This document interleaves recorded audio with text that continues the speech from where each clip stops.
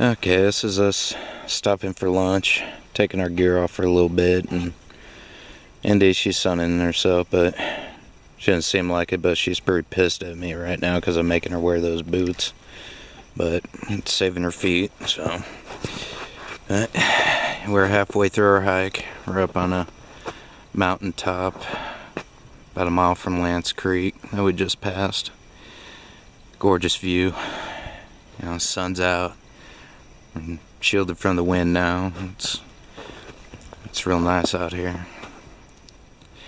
So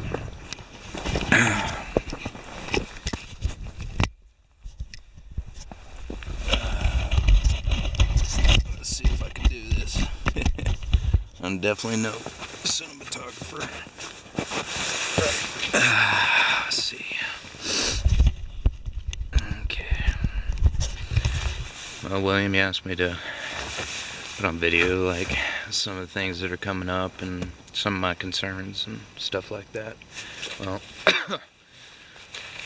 today, one thing about the trail is you got to take it day by day.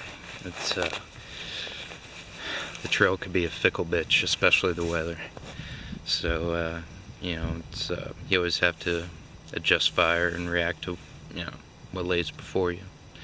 So you can plan things out best you can, but you're always going to have to adapt it in one way or another just to push through and worst case scenario survive. The nice thing about the AT, you're never more than 4 days away from a town, and you're never more than 24 hours away from a road, and you just follow that road and it will eventually you will come across traffic, and you can hitchhike, or you'll come across a small town or a house or something like that where most people around here are pretty nice and they'll help out. The today we trying to get into Neal's Gap. Hopefully there's some space in the hostel there, because tonight it's supposed to get pretty damn cold out here, teens in some places, especially up here on the mountains. And then from there it's a 3-day walk to a road crossing. I forget the gap's name, but it leads into Hiawassee, Georgia, and they got the budget motel there that they run shuttles out to the gap every day, so you can go and get picked up, taken in, stay warm for a night, or take a 0 day if you need to. Tell you the one thing that I'm debating is taking a 0 day there, because my back I need to take more breaks now than I did the first time out here, because my back is a lot worse off now. But maybe push through, take medication when I have to. But right now my main concern is just mainly staying dry and staying warm and getting point A to point B, because of getting stuck on a mountaintop and storm comes in is a pretty bad option. I was looking at the weather report, and it's a good day to hike today. And what is today? Friday. Yeah. Saturday, it's also going to be a decent day, kind of like today, maybe a little bit warmer.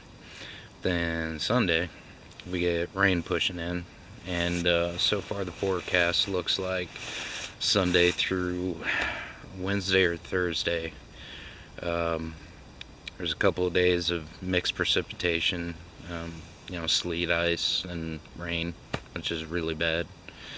And they actually had some hikers getting hurt on the approach trail from that one ice storm, where the ice was dropping out of trees and hitting people in the head and injuring them and stuff like that. So that's a concern.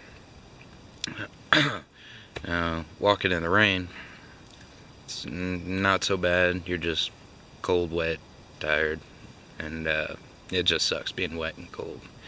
And the thing is, when you're on the trail, no matter what kind of gear you got, you're gonna be wet. You can put on your rain gear, but you're gonna sweat inside of it, so you're gonna be just as wet as if you were wearing nothing. The only difference is you're gonna be a little bit warmer. So, but I got a tarp, and it's a 6 foot by 8 foot, so At least that way, before I start setting up tent and everything like that, I could put the tarp up, get a nice, little patch of semi-dry ground, put down my ground cloth, and set up the tent and mine and Indy's sleeping bag. I ended up having to get her a sleeping bag because for whatever reason she's terrified of Mylar survival bag. I think it's a crinkling noise. But yeah, so I had to get her a sleeping bag. Got her some children's socks because the socks that I got for her boots aren't they weren't panning out, they're just too short. So I got her some toddlers tube socks, and they seem to be holding up pretty good. And the Velcro will get snow in there and it'll freeze, so the Velcro will stop working, and then her boots will start coming off, so I have to get duct tape and duct tape them. So it's like they say, if it can't be fixed with duct tape, it can't be fixed. So but yeah, it's so far we've done about 4.5 miles in about 2 hours, 2.5 hours, so we're making good time.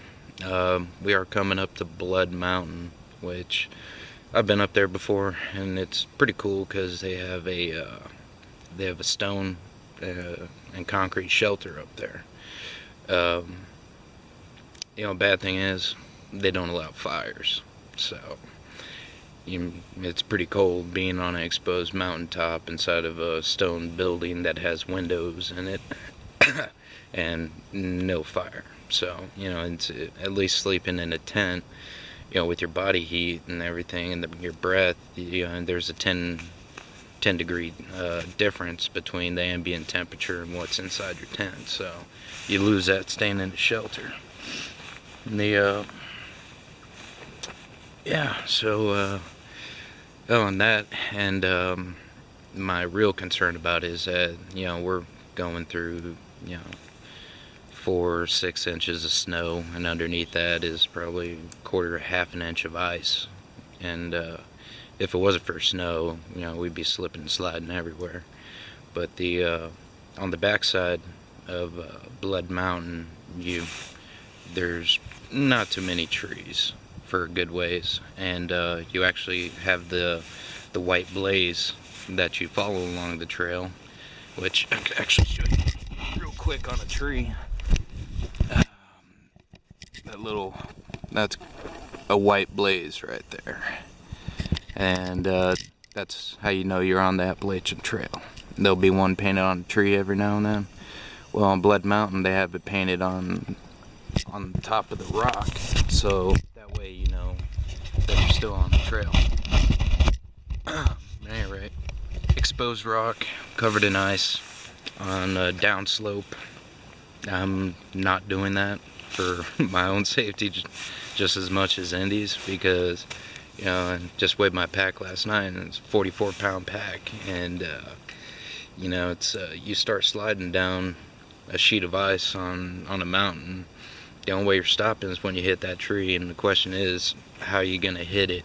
What are you gonna break? You're gonna break an arm, you're gonna tear a tendon, you're gonna break a rib, or you're gonna knock yourself out, or worse yet, you keep on sliding and end up going over a ledge, which I'm not even gonna risk that. And there's some hikers out there that frown upon people that will take a route around a certain part of the trail. You're gonna call them purists. They're the type of people that if there's a huge downed tree on the trail, that they will climb over it, or if they get dropped off by a shuttle, they make sure to get dropped off on the same side so they don't miss a single square inch. Which there's nothing wrong with that. Hike your own hike kind of deal. But I've already been up on Blood Mountain, and the pictures up there aren't worth the risk to me and Indy.